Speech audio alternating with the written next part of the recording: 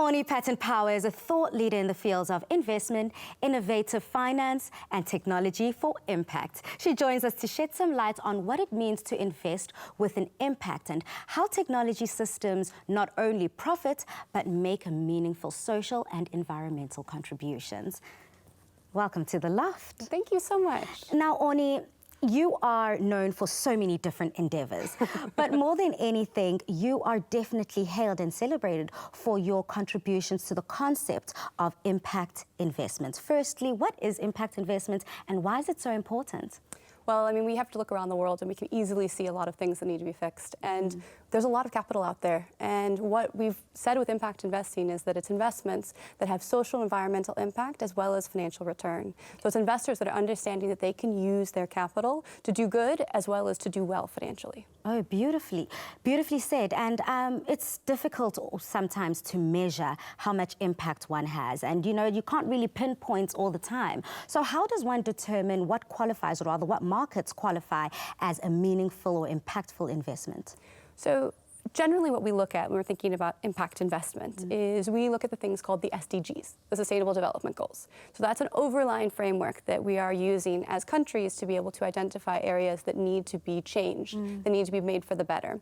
So one of the things that in my work that I do is use technology to be able to identify impact, which are things like using online surveys, cell phone surveys, sensors, things like satellite imagery, artificial intelligence, to be able to understand how do we quantify and qualify impact. And we say we don't know how to measure things, but if we look at things like the S&P 500, which is a large stock exchange index, we can see that about 85 to 90% of that index is actually something called intangibles.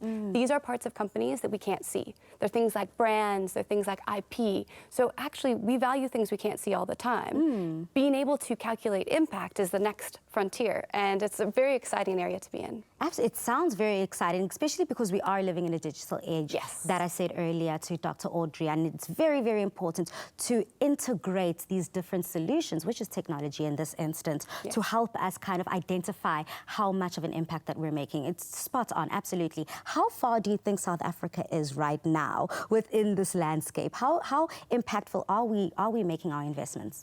Actually, you know, I'm very pleased to say that we're doing quite well. You know, a few years ago, I would say that we still had a long ways to go, and we still do have a long ways to go. But one of the things that's wonderful about South Africa is we have such strong financial institutions and such a strong development mandate from government and from other organizations. And so we're making strides. So for instance, there is a large gathering that's done every year for impact investors globally. And next year, we'll be hosting it in Johannesburg. So it will be a time really to spotlight how South Africa is doing around impact investing. And we've seen strong support from the government as well as from financial institutions that frankly are realizing that their place in society is not just to make and hoard money.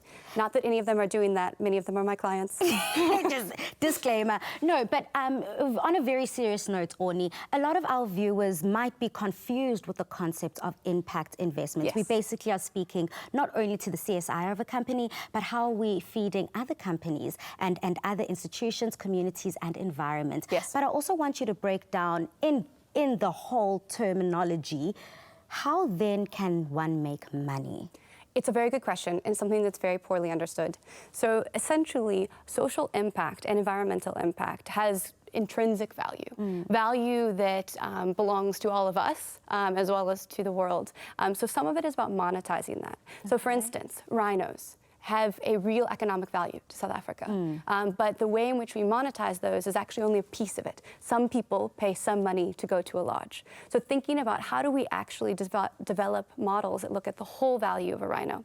Now, a different example would be, let's say there is an organization that is focused around healthcare. So they have developed, they've developed something to be able to have more people have access to medicines. Say this person is delivering medicines on their bicycle. They might then upgrade to be able to deliver within townships, to be able to deliver medicines to individuals who can pay for them, but also the companies themselves, the pharmacies and other companies would be willing to pay for that. That's actually a successful social enterprise. Now that enterprise needs capital to be able to grow. Of course. So that's the type of impact investment. You can invest money money into entrepreneurs that are building businesses that have social impact, environmental impact, and potentially a financial return.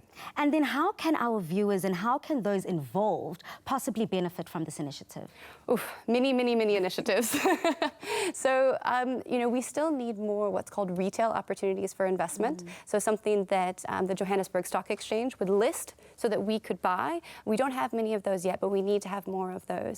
But in the meantime, what I would say to people, and this is what I often say, is get involved. There are accelerators that work with social enterprises throughout the entire country, and everyone has skills that they can bring to the table. Absolutely. And also just entrepreneurs, particularly female entrepreneurs that I work with a lot, just start something. It can be in your spare time, it can be alongside your other job, but just, you know, do something. And often what, you know, the way these movements start is by people actually doing things.